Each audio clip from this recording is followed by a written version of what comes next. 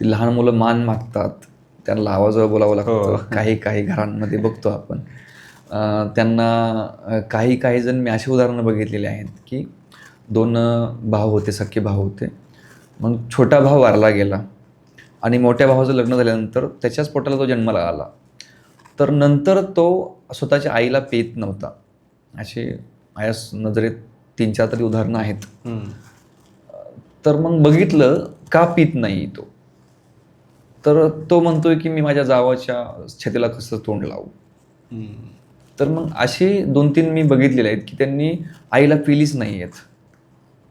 अजिबात दूध पिलीच नाहीत. हम्म. आणि मग अशा पण घटना घडतात की घरातलं कोणी येतं, मग त्यांना त्या घरात सगळ्यांनी मान द्यावा लागतो, आवाजावर बोलावं लागतं. तेव्हा मग ते शांत राहतात. जर नाही त्यांना मान दिला तर मग किरकिर करतात, चिडचिडेपणा करतात. असं पण बऱ्याच ठिकाणी ते आढळलेलं आहे.